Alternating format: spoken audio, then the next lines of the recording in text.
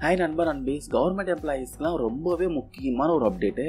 உங்கள் வேலை விஷயமா ஒரு முக்கியமான அப்டேட்டு மிஸ் பண்ணாமல் ஸ்கிப் பண்ணாமல் ஃபுல்லாக பாருங்கள். கவர்மெண்ட் எம்ப்ளாயீஸ் சரியாக வேலை செய்யலைன்னா முன்கூட்டியே ஓய்வு கொடுக்க போகிறாங்க. ஓய்வு கொடுத்து வீட்டுக்கு அனுப்ப போகிறாங்க.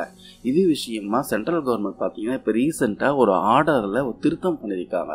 ரீசெண்டாக நிறைய பேர் கேள்விப்பட்டிருப்பீங்க, மத்திய அரசின் பணியாளர் மற்றும் பயிற்சித்துறை பல்வேறு அமைச்சகங்களுக்காகட்டும் துறைகளுக்காகட்டும் நிறைய ஆர்டர் பாஸ் பண்ணாங்க. டைம் கரெக்டாக வரணும், கரெக்டாக வேலை செய்யணும், எம்ப்ளாயீஸோடைய ஸ்கில்லை செக் பண்ணணும், இவன் நிறைய விஷயம் செக் பண்ண சொல்லி ஒரு ஆர்டர் பாஸ் பண்ணாங்க. ஸோ அதில் ஒரு முக்கியமான ஒரு விஷயம் போட்டிருக்கு. பப்ளிக் செக்டார் யூனிட் ஆகட்டும், அப்புறம் கவர்மெண்ட் பேங்க்ஸ் ஆகட்டும், அப்புறம் அரசு துறை சார்ந்த நிறுவனங்கள் ஆகட்டும், அமைப்புகள் ஆகட்டும், இதிலெல்லாம் ஒர்க் பண்ணக்கூடிய எம்ப்ளாயீஸோடைய ஜாப் ஸ்கில்ஸ் பணித்திறனை தொடர்ச்சியாக கண்காணிக்கணும் போட்டிருக்கு. இதை அப்பப்போ செக் பண்ணி ஆகணும் சொல்கிறாங்க. கவர்மெண்ட் எம்ப்ளாயீஸோடைய பணித்திறன் அப்பப்போ ஆய்வு செய்யணும் சொல்லியிருக்காங்க. மந்த்லி ஒன்ஸ் கண்டிப்பாக ஆய்வு செஞ்சு ஆகணும் போட்டிருக்காங்க.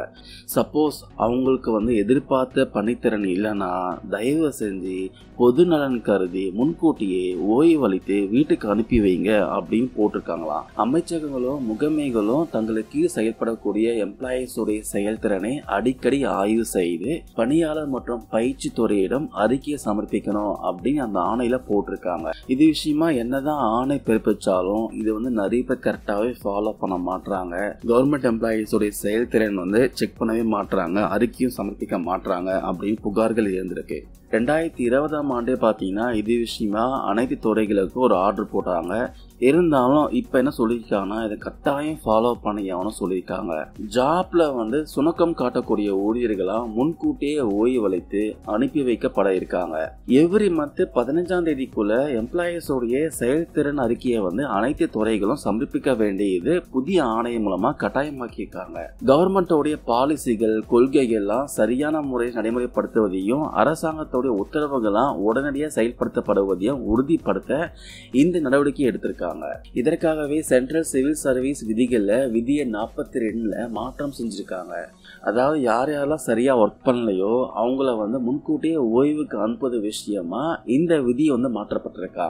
அதனால கவர்மெண்ட் எம்ப்ளாயீஸோடைய இந்த வருகை நேரமாகட்டும், வேலை செய்யக்கூடிய திறன் ஆகட்டும், இவை அனைத்தும் பார்த்தீங்கன்னா கண்காணிக்க முடிவெடுத்திருக்காங்க. ஒரு கண்காணிப்பு வளையத்துக்குள்ள கொண்டு வந்திருக்காங்க. இனி அரசாங்கம் பிரைவேட்டை விட மோசமா ஒரு ரூல்ஸ் அண்ட் ரெகுலேஷன் கொண்டு வர போறாங்க.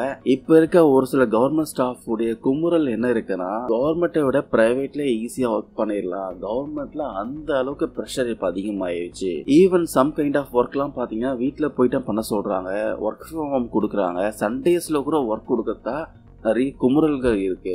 இப்ப எல்லாருக்கிட்டே லேப்டாப் கொடுத்துட்டு வீட்லயே ஒர்க் முடியுங்க டார்கெட் ஃபிக்ஸ் பண்றாங்களாம். அதனால கவர்மெண்ட்டை விட பிரைவேட்ல ஈஸியா வேலை செஞ்சிடலாம் அப்படின்னு அவங்களுடைய குமுறலா இருக்கு. இந்த பதிவில் நான் ஷேர் பண்ண தகவலாம் யூஸ்ஃபுல்லாக இருக்கும்னு நினைக்கிறேன். இது பற்றி உங்களுடைய கருத்துக்கள் டவுட் எதுனா இருந்துச்சுன்னா கமெண்ட்ஸ் கவுண்ட் பண்ண கிளாரிஃபை பண்ணுறேன். தேங்க்யூ நண்பர்களே.